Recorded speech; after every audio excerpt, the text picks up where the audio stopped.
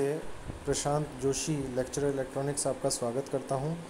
आज हम EL 209 subject का टॉपिक है हमारा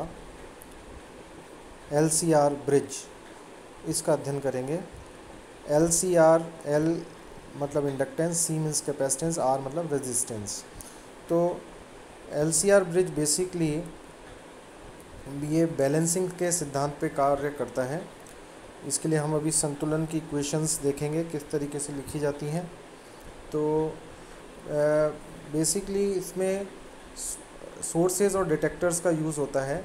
अगर हमें लो फ्रिक्वेंसी पे मेज़रमेंट करना है, जैसे कि पावर लाइन, तो पावर लाइन जो है वो एक सोर्स ऑफ सप्लाई का काम कर सकती है ब्रिज सर्किट के लिए।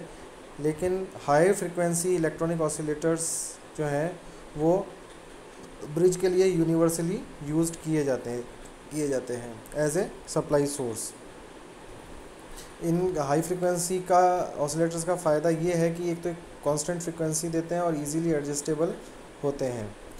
तो जो कॉमनली यूज डिटेक्टर होते हैं एसी ब्रिजेज़ में वो जो हैं हेडफोन्स हैं, वाइब्रेशन गैल्वेनोमीटर हैं या ट्यूनेबल एम्पलीफायर डिटेक्टर्स हैं।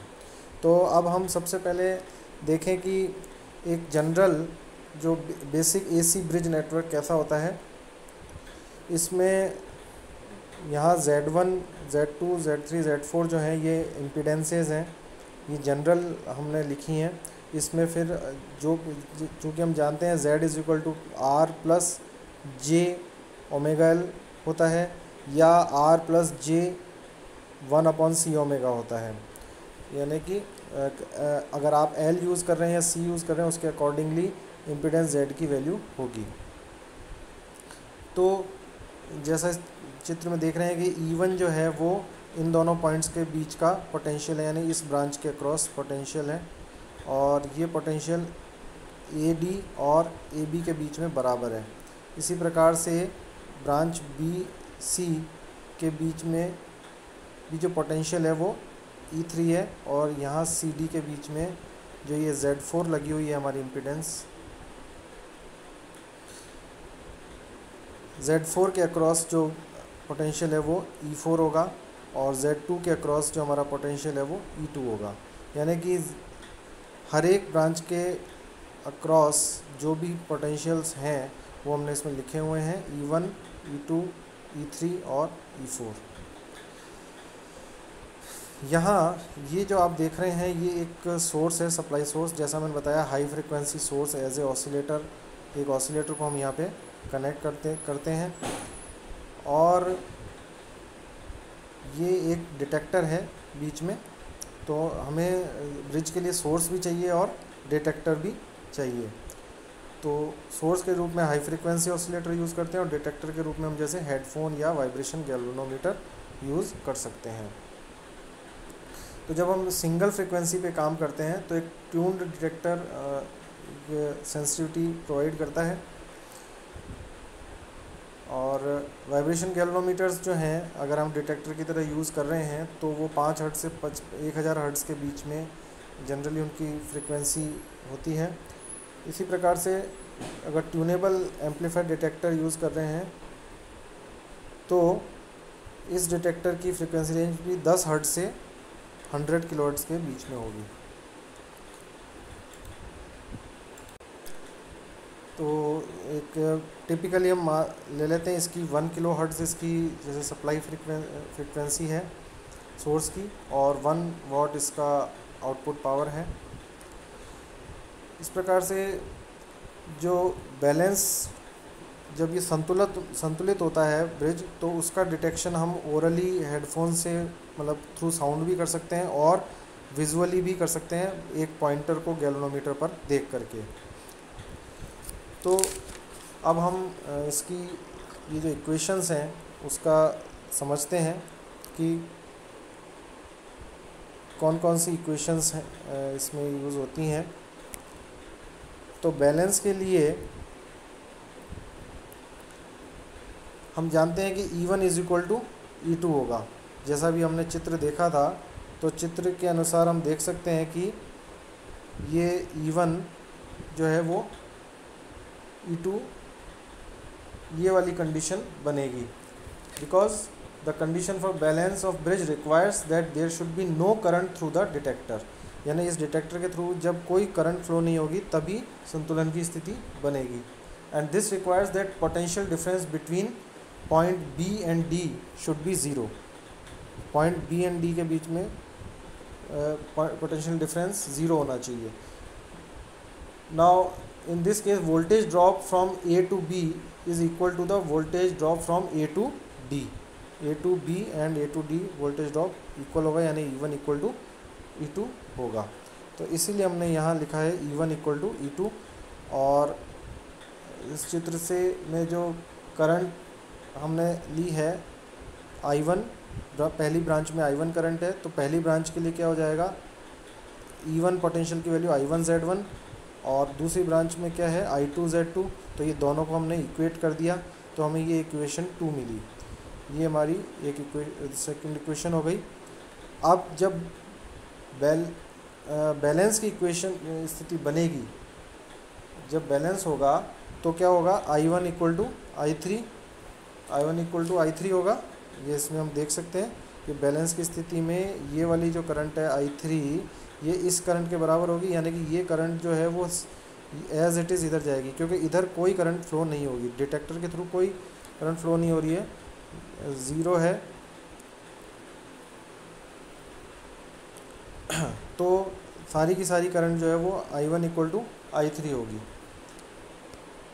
इसलिए I1 इक्वल टू I3 को हम पुट करें तो E ये क्या होगा, E upon Z1 plus Z3, और I2 इसी प्रकार से I2 और I4 का मैग्नीट्यूड भी बराबर होगा, तो उसे हम लिख सकते हैं I2 equal to I4 is equal to E upon Z2 plus Z4।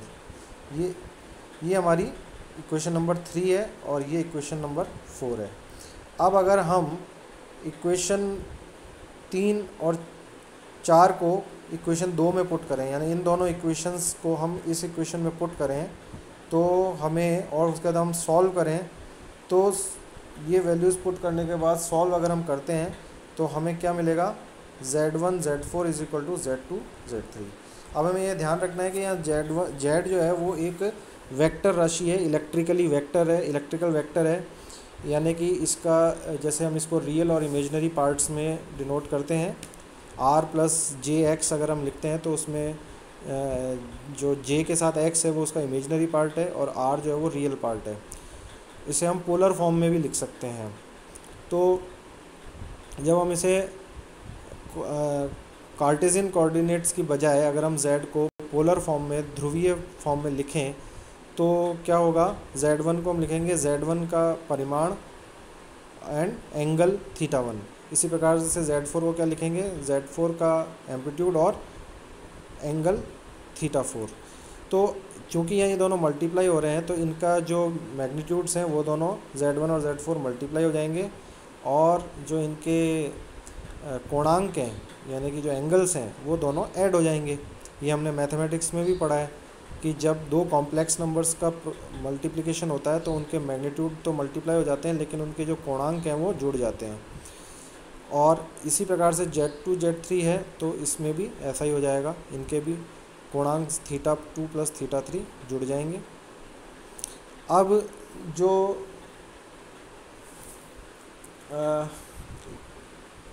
इसकी जो कंडीशन है वो क्या कंडीशन सेटिस्फाई होनी चाहिए अगर बैलेंस हो रहा है, तो बैलेंस के केस में एक तो ये जो मैग्नीट्यूड है वो मैग्नीट्यूड के बराबर होना चाहिए, यानी Z1 Z4 is equal to Z2 Z3 होना चाहिए, और इंडिविजुअली इनके जो कोणांकों का योग है वो भी बराबर होना चाहिए। यही तो ये इक्वेशन बता रही है। तो इस हिसाब से अगर हम यहाँ पर हम मान लेते हैं कि Z1 का जो मान है वो है R1 प्लस JX1। हमने क्या रखा, Z1 को क्या रखा, R1 प्लस JX1, और X क्या है, प्रतिघात है यहाँ पे, जिसकी वैल्यू L ओमेगा भी हो सकती है X की वैल्यू, या 1/C ओमेगा भी हो सकती है, जो भी अगर इंडक्टर है या कैपेसिटर है उसके अनुसार। और Z4 है उसके लिए हमने लिख दिया R4 प्लस JX4, इस इक्वेशन में हमने पुट किया है। इसी प्रकार से Z2 Z3 है, इसके लिए भी हमने लिख दिया। ये लिख दिया हमने Z2 और Z3 को r और x के पदों में लिख दिया। अब ये हमारी एक पूरी इक्वेशन बन गई। इसके रियल और इमेजिनरी पार्ट्स को हम सेपरेट आउट कर लेंगे। पहले तो हम इसका मल्टीप्लिकेशन करेंगे, प्रोडक्ट करेंगे। ये हमने मैथ्स में पढ़ा है कि किस तरीके से वास्तविक और काल्पनिक मानों का मल्टीप्लिकेशन किया जाता है। तो ये इनको जब हम गुणा करेंगे और उसके बाद में कंपेयर तुलना करेंगे, वास्तविक भाग को वास्तविक भाग के इक्वल करेंगे और रियल मीन्स इमेजिनरी पार्ट को इमेजिनरी पार्ट के इक्वल करेंगे। तो इसके लिए हम पहले इसके जो रियल पार्ट है उसको एक साथ इकट्ठा कर लेते हैं। क्या क्या उसके रियल पार्ट का जो है वो क्या वैल्यू होगी, वो होगी R1 R4 minus X1 X4। और जो इमेजिनरी पार्ट होगा इसको मल्टीप्लाई करने के बाद वो आएगा J का जो गुणांक होगा वो आता है X1 R4 plus X4 R1। इसी प्रकार से जो RHS है इसमें भी हमने इसकी ये रियल पार्ट है इसका, और जो J है आयोटा है इसका गुणांक, ये हमारा इमेजिनरी पार्ट हो गया। अब हम क्या करेंगे, जैसा कि हम मैथ्स में करते हैं कि रियल पार्ट को रियल पार्ट के इक्वल कर दिया, इमेजिनरी को इमेजिनरी के इक्वल कर दिया, तो इन दोनों को हम इक्वेट कर लेंगे। इस प्रकार से हमें दो इंडिपेंडेंट इक्वेशंस मिल गई हैं, दो इंडिपेंडेंट कंडीशंस मिल गई हैं फॉर बैलेंस, एंड ये दोनों ही जो कंडीशंस हैं ये सेटिस्फाई होनी चाहिए ब्रिज को बैलेंस होने के लिए। यही हमारा LCR ब्रिज का सिद्धांत है। अब मान लीजिए हम एक स्पेसिफिक केस लेते हैं LCR का, जिसमें इस Z को हम पुट कर देंगे L और R से। इसमें हमने ये एक क्वेश्चन ली है, ये जो अभी मैंने यहाँ इक्वेशन बताई थी, इसमें हम क्या लिखेंगे अब R1 plus J omega L1, क्योंकि Z1 जो है वो हमारी क्या हो गई R1 plus J omega L1। ये क्यों हुआ, क्योंकि हम देख सकते हैं कि ये हमारा Z1 था, ये वाली ब्रांच थी, तो ये R1 plus J omega L1, ये पूरी ब्रांच हमारी Z1 हो जाएगी। इसी प्रकार से ये हमारी Z2 है, Z2 भी क्या हो जाएगा R2 plus J omega L2। इस प्रकार से ये हमने लिख दिया। ये देखिए दोनों पक्षों को बराबर कर दिया, और इसके बाद इसको जब हम मल्टीप्लाई करके वही इक्वेट करके रियल पार्ट और इमेजिनरी पार्टों को सेपरेट आउट करते हैं और उनको एक दूसरे के इक्वेट करते हैं, तो हम देखते हैं कि हमें दो कंडीशंस मिलती हैं। रियल पार्ट को इक्वल करने पर R1 R4 is equal to R2 R3 मिलता है, और इमेजिनरी पार्ट को इक्वेट करने पर ये मिलता है J omega L1 R4 is equal to J omega L2 R3। तो इनको सॉल्व करने पर हम R1 और L1 की वैल्यू फाइंड आउट कर सकते हैं। तो यानी कि जब डिटेक्टर बैलेंस कंडीशन शो करेगा उस वक्त हम अननोन रेजिस्टेंस और अननोन इंडक्टेंस की वैल्यू फाइंड आउट कर सकते हैं। यहाँ पे अगर हमें R2 R3 R4 और L2 इनकी वैल्यू पता है, ये गिवन है इनकी वैल्यूज़, तो हम फर्स्ट ब्रांच में यानी Z1 ब्रांच में लगे हुए R और इन L, तो अगर इसमें मान लीजिए हमारा L अननोन है तो हम L1 अगर हमारा अननोन है तो L1 को हम फाइंड आउट कर सकते हैं।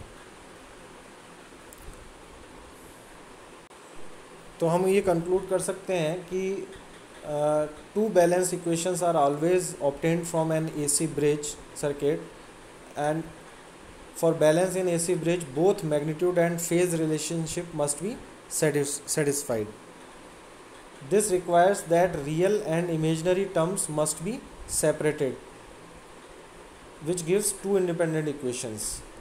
Now the two balanced equations enable us to know two unknown quantities. हमें दो अननोन क्वांटिटीज़ को एस्टिमेट करने में ये दो बैलेंस इक्वेशन सहायता करती हैं। The two quantities are usually resistance and inductance और a capacitance. Now for greatest convenience each of the balance equation must contain one variable element and one only. The equations are set to be independent, तभी हम उसको independent कहेंगे, independent equation कहेंगे. Now the process of alternate manipulation of two variable elements is very typical of the general balancing procedure. When two variables are chosen such that two balance equations are no longer independent, then the bridge has very poor convergence of balance and gives the effect of sliding balance. So this term sliding balance, it narrates a condition of interaction between two controls. Thus when we balance with R2, then go to R3 and back to R2 for adjustment.